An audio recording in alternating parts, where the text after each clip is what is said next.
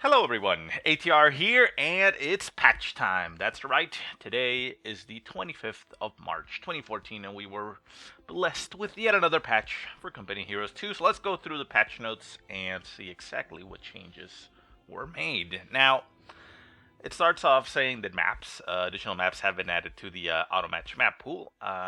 One of them being Stalingrad, and the other Ang- Angerwind, whatever. Unfortunately, though, I cannot show these maps to you right now because I am currently delaying the patching of my Company Heroes 2 game, simply because I'm trying to catch up with some games that I want to cast that were sent to me, and if I go ahead and update here, I would not be able to do so. So I'll owe you that this time, but yeah, let's jump into the patch notes. It's quite a bit, so we have a little bit to go for. So let's jump in. So updates and bug fixes, resolution to a number of UI and gameplay related issues. So this is nice, but it says auto match veto list will no longer display maps that are not part of the auto match pool. So yeah, that makes sense. Addressed an issue where loadout changes were not being saved when the game was exited, so that's nice. Fixed various translation and text issues, woohoo. Addressed a bug preventing team chat from working properly, that's excellent. Addressed issues with improper text display, great. Fixed an issue with map and entry points not functioning correctly, okay. Fixed an issue preventing some players from inviting friends to a game, that's good. Addressed an issue where the Opal Blitz could block line of sight when wrecked, that's funny. German tanks can no longer target weak point ability with a main gun critical. That makes sense, doesn't it? I didn't know this actually happened, but, well, if the weapon gets destroyed, they can no longer use the target weak point ability, which is nice. Then fixed various bugs with UI. That's nice. Has two attachment here. I can't for some reason see them, but I don't know what it means. Anyways, so this is the meaty stuff. So small arm weapons profiles. The goal is to improve tactics by better defining unit roles, thereby increasing the importance of unit positioning relative to cover. A weapon profile defines the distribution of damage over distance. Previously, the profiles were generally flat and did not fully characterize the strength and weaknesses of a squad. Now, a Pioneer squad with an MP40 submachine gun has a very high damage output at close range, but a substantially lower damage output at max range. Distribution of damage is no longer blended between ranges. This, combined with the increased weapon lethality, should reduce the tendency to rush infantry at one another. So that's really good. And it says, keep in mind, weapon profiles represent the damage output of only a handful of units in live. Each profile will see an increase or decrease in damage output depending on the squad's value. For example, a 100 manpower Pioneer squad might do less close range damage than a 300 manpower Grenadier squad, despite the Pioneer MP40 submachine gun being a close range weapon. Hence, the value of a unit scales the weapon profile accordingly. So yeah, I mean, it makes sense. Essentially, weapons are now going to behave like they should, in the sense that, like bolt action rifles are going to be better at long range, and SMGs are going to be better at close. It doesn't mean that a Pioneer squad is going to, kill everything. It's still a Pioneer squad, so the Grenadier or conscripts are going to be better than them, but it means that the Pioneer squad is going to do better and more damage at close range than it would at long range because they have an SMG. Okay, so that's pretty simple, but it's nice that it's been integrated now properly into the game. We'll see how it reflects it, in actual games, but this should make it very exciting now. So yeah, it says here the Kar 98 is a bolt action profile, MP40 submachine gun profile, MP44 assault rifle profile, G43 is a carbine profile, the LMG42 is an LMG profile, and the Luger is a pistol profile. And again, for the Soviets, the Mosin Nagant is the bolt action, the SVT is the carbine, the PPSH is the submachine gun, and the DP28, is the LMG. So yeah, that's nice. So it's just fixing, little bit of issues there so that each weapon has a better, how would you say, a more defined role is what we're trying to say. So anyways, grenades explosion profiles. This is actually a great change and something I'm surprised that they did, considering how RNG based this game is, but it's really nice. We'll see exactly how it translates. But it says This change removes the chance of grenades missing targets on the outer radius of their explosion. The average damage done to units in its outer radius under the previous structure was converted into a set value to reduce edge cases that resulted in extremely high or low damage being dealt. Grenades will feel more consistent in their damage output as well. If you saw the video that they released yesterday of the changes that were going to be happening, they show you how now a grenade lands and anything in the radius actually takes a damage and a full squad gets wiped. Or if you just target one of the men on the edge of the radius of the grenade, that one man dies regardless. So previously, we would see a lot of grenades go off and squads just not take much damage if anything and still stay alive, and some grenades would hit and do massive damages. So they're removing that. I'm not exactly sure if they're removing the full RNG factor from it, but if they do, that's actually great. I mean, as much as I like those scenarios where sometimes they live, sometimes they don't, it makes better gameplay if it's a little bit more consistent. So this is nice. We'll see how it works. Then it says, units and abilities. A number of iterations were made on infantry and light vehicles to improve interplay between factions, thereby encouraging a diversity of strategies and tactics. So these changes, I looked over them. They look kind of bad if you just look at them individually, but they are also reflected on the other factions' infantry, so it's not too bad. So, for example, here we go. Osttruppen were increased from 120 manpower to 200 manpower. Population cap went up to 5. The hit points went up from 48 to 80. They can now shoot on the move, and their accuracy from cover went down from 2 to 1.75. So, well, the bonus accuracy, I mean. So this might look bad, like, oh, the Osttruppen now, they cost more, so they're less viable. Maybe, but we'll see how that reflects in the live game. I'm pretty sure Helping Hands will still want to use his Osttruppen. but yeah, I mean, they now cost more, but they have more health, and they can shoot on the move, making them more combat effective. And yeah, they get less accuracy bonus while in cover, but they still get a bonus, so it's good anyways. But yeah, I mean, encouraging them to be a little bit more useful as far as combat. Grenadiers, their armor got reduced to 1 instead of from 1.5 to 1, so that's 50% reduction in armor essentially. Well, actually, no, not 50%, but whatever. Anyways, updated AoE profile on rifle grenades, yeah. LMG now requires Battle Phase 1 to unlock, so that's an interesting change. So the LMG gets delayed a little bit. Panzerfaust weapon range from 20 to 25, and this says this does not affect the ability range. So, okay, we'll see how that reflects. Assault Grenadier, 320 to 280. This is nice. Assault Grenadiers have been reduced in cost. The only thing is that, well, let me finish the reading. Population from 6 to 7. Okay, woohoo.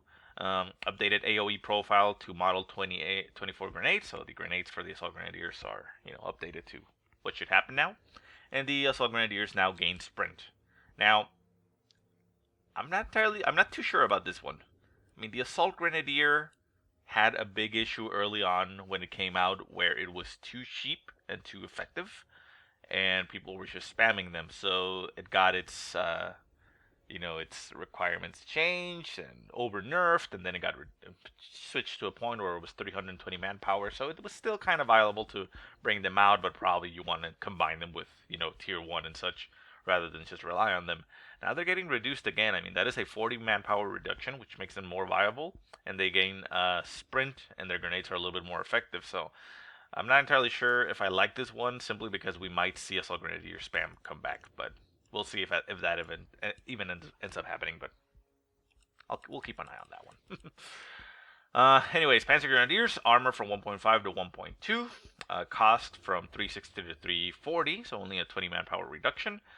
The grenade was updated, and the G43s reduced munitions from 60 to 40 munitions. So we'll probably see some more G43s on Grenadiers. But yeah, I mean, like I said, if you look at this all looks kind of bad because the armor has been reduced on the German squads. Artillery Field Officer armor down from 4 to 1, which sucks for it, but it's global. We're gonna see this in the Soviets again, so don't worry about it. Sniper, the armor reduced from 2 to 1, making them more fragile, but the hit points go up to 48. Sight range did get reduced from 50 to 45, which is kind of bad for the sniper, but it encourages spotting for the sniper. And aim time slightly increased, reload reduced and compensate. Okay. The 222 Scout Car. These are the changes they made to the light vehicles. So from 80 manpower and 25 fuel, it's now 240 manpower, which is a lot. but only 10 fuel. So it means it doesn't impact your teching too much. Health from 160 to 200, a little bit more healthy. And autocannon range from 35 to 40, and a lot of changes here that says you can scatter and such, which what I gather from all this is that the accuracy and scatter have been increased, or well, scatter reduced, accuracy increased, I think. Maybe you can tell me on that, but I don't know. But yeah, essentially it's just making them better to encourage more usage of the scout car without impacting your teching too much. The 250 half track, this is the one that you call in from doctrines, like the one with the assault grenadiers. It says snipers can no longer garrison the 250 half track. Health from 320 to 240, and the population reduced. So a big nerf there to that half track, but well, we'll see. The 251 half track is flame. Now requires battle phase 2, so it's not an immediate popping of the flamethrowers on that half track. But it says that the MG gunner's damage per second has been increased by 265%, which might make the gunner on the half track actually viable now. But at the very least, it's a little bit more useful now than than it previously was. So it means that the flamethrower upgrade is not required 100% of the time, but it is still a delayed upgrade, so you will not see it very quickly. Armor from 11 to 9, so armor got reduced, and the cost from 120 to 200 manpower. So the half track costs more, and it doesn't get the flame. So it's discouraging usage of this one a little bit more than it was previously, and the scout car being encouraged to be used a little bit more. Mechanized assault group, that's the one that comes in with the half track. It costs from 520 manpower and 40 fuel to 490 manpower and 30 fuel. And the mechanized grenadier group, again, from 520-40 to 530. So reducing the fuel by 10 on those, again, making them a little bit more viable. Combat engineers, here we're going to the Soviets. Cost from 210 manpower to 190 manpower. This is really nice. I like that the combat engineers are cheaper now. Penal Battalion 360 to 270 manpower. That is actually great. So we'll probably see penal battalions being utilized a lot more now. Shock troops, armor from 225 to 1.5. Cost from 440 to 390, so that's good. And the guard rifle infantry, the DP-28 has been increased from 60 munitions to 100 munitions. It takes 40 seconds to research them, and they updated the grenades, so a little bit of a nerf there on those guard rifles. Conscripts, the assault package is from 30 munitions to 40 munitions. Not too much of an increase, it's 10 munitions, so we'll still see those PPSHs getting fielded regardless. AT grenade weapon range from 50 to 20, and it says this prevents Thor-like throws. So we'll see how that reflects on the game. But yeah, so it means that the 18-8 may actually not get thrown. I don't know. M381 scout car from 80 manpower and 20 fuel to 230 manpower and 5 fuel. Armor from 8.4 down to 5.4. Health from 160 to 180, and snipers can no longer be garrisoned on the M381 scout car. So I get why these changes were made for the snipers. Also see the M5 half track snipers can no longer garrison M5 half track, and cost from 120 to 270. I get why the snipers are no longer garrisonable, but that seems to me like a very lazy change, a very lazy design, just simply making it so that you can put in your 6-man squad in that car, that's fine, but that one guy, we don't like that guy. He can't actually get into the car with us. That 2 guy, it's lazy design. I get it. They were an issue, and they were a little bit too strong, and people were complaining about it. Having your snipers in the scout car makes them too mobile and very difficult to take down and very annoying to deal with. So I get why they're doing that, and it's global for both sides, so nobody will have that edge, and, it's something that you no longer have to factor in and worry about. But just simply making it so that infantry can't, that squad can't get into the scout car seems like just lazy design to me. I don't know. I don't like it personally. I would have accepted, some heavier penalties to the squad inside, like not even having full accuracy while the car is completely still, just to actually dissuade people from doing that. But you could still use it as a ferry mechanic, putting your sniper in, moving it to a different position, or hell, just even popping the sniper in to get it out of a sticky situation where maybe you couldn't even retreat. you know, things like that get removed simply by taking the ability to get in there out. I mean, we're not talking about a pack gun, which, by the way, you can get into some type of building. But I mean, you're not talking about a heavy weapon there. You're talking about a sniper squad, and yeah, I mean, I don't like it. Maybe just putting an accuracy modifier on it. Like I said, even when the car was standing still, so that it was better for your sniper to be outside, because outside at least it has the 100% almost, I think, hit chance, against the stationary target. But yeah, I don't know. I think that's lazy. I will criticize that one. I don't like it. But well, I guess we don't have to worry about it anymore. It's no longer an option that is capable of being used for any of the sides, so it's out of the game. Anyways, let's keep on going. Irregulars cost from 250 manpower and 180 manpower. Anti-infantry partisans 250 to 210, and the anti-armor partisans 260 to 270. So partisans making them cheaper pretty much, but the anti-armor ones a little bit more expensive, but still pretty cheap. Soviet sniper hit points from 40 to 48. Flare 60 munitions to 40, so that's nice as the flare is a little bit more useful now. Scout now fires at a similar rate of sniper. Sight range from 50 to 45, that's the same as the German sniper, so none of them have the edge there. And aim time slightly increased, reduced reload to compensate. So, radio intercept no longer intercepts mines or bunker construction. That is going to suck for a lot of people, as they thought that was the strongest thing about it. But it makes sense. I mean, it'll still tell you the teching decisions and build orders for your enemy. It says it now intercepts the dispatch of Ostrup squads, so you'll know if you went for that doctrine. But yeah, I mean, before I believe it would tell you when the mines and bunkers were placed, and if you would select or hit spacebar or go to the notification, the screen would take you to where that mine was placed or the bunker was placed. So giving you a little bit of a of a map hack situation there. So it it removes just that. It's still viable, and we'll still see it. The Advanced Warfare Doctrine is a very popular doctrine right now, and I don't see it going away anytime soon. It still gives you those tanks, those PPSHs, and all that. So yeah, we'll still see it be used. It's just it's no longer going to tell you about mines or bunkers, which is fine.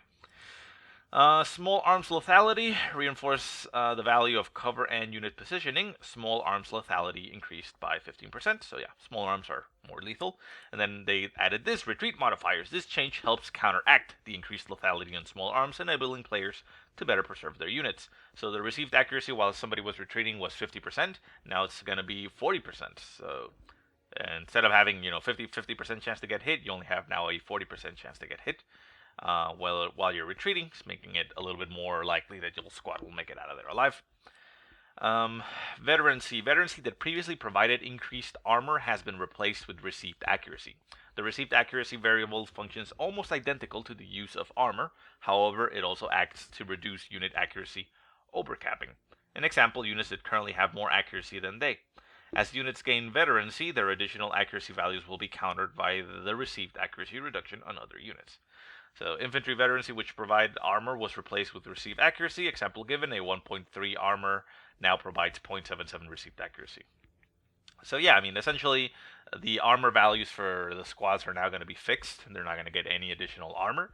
But to, make the veterancy, good and still be a stronger squad, it means they're going to get hit less often as they veteran up because, they're dodging and weaving Matrix style, they dodge bullets and stuff, So yeah, it's it should make it feel the same. It's just